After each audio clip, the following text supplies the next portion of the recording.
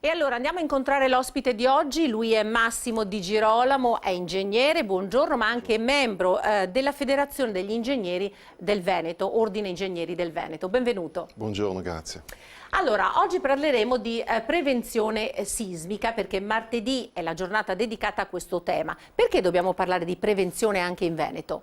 Perché anche il Veneto, come l'intero territorio nazionale, è classificato sismico. Basti pensare che gran parte dei nostri edifici non sono costruiti con criteri antisismici e quindi questo li rende particolarmente fragili e vulnerabili ai terremoti, anche di media-bassa intensità.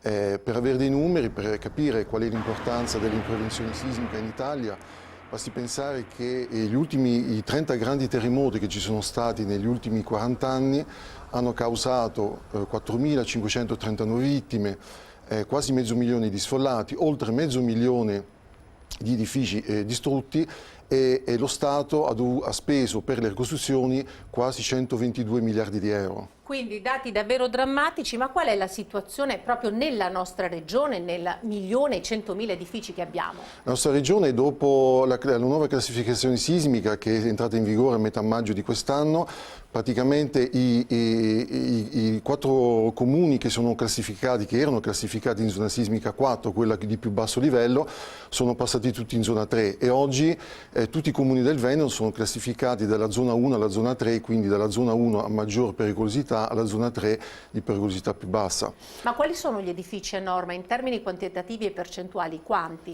Allora, non ci sono dati specifici a riguardo, però si può fare una stima che circa oltre 1 milione di edifici in Veneto non è costruito con criteri antisismici, quindi parliamo all'incirca del 95%. Geograficamente parlando, quali sono le aree più a rischio della regione?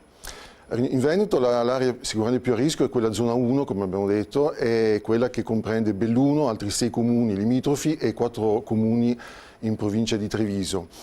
A questo però bisogna fare attenzione perché il rischio sismico non è dovuto alla sola pericolosità del territorio, ma dipende molto, come abbiamo detto, dalla vulnerabilità degli edifici.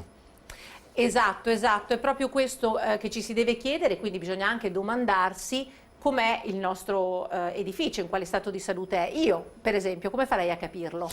In questo caso, se qualcuno, un cittadino, vuole sapere qual è lo stato dell'arte del suo edificio, deve rivolgersi a un tecnico qualificato, in questo caso gli ingegneri è la loro competenza, il quale ingegnere farà, dopo la ricerca della documentazione, dopo le prove e le indagini da eseguire sull'edificio, redigerà una valutazione della sicurezza sulla base del quale poi stabilirà qual è il livello di sicurezza dell'edificio. Appunto, adesso ci sono super bonus, sisma bonus, l'efficientamento energetico. Per un edificio privato è obbligatorio sapere se è a rischio sismico oppure no? Perché nel pubblico è obbligatorio. Nel pubblico sono state previste dal 2003 delle verifiche obbligatorie, nel privato questo non c'è, quindi diciamo che oggi come oggi la verifica sismica è prevista solo per coloro che intendono usufruire delle importanti agevolazioni fiscali che lo Stato ha messo a disposizione proprio con il sisma bonus e il super sisma bonus. Appunto, un po' un paradosso investire in energetico e non in sisma. Grazie però all'ingegner Di Girolamo per il suo contributo e per le sue spiegazioni, quindi fatevi questa domanda e fate anche queste verifiche.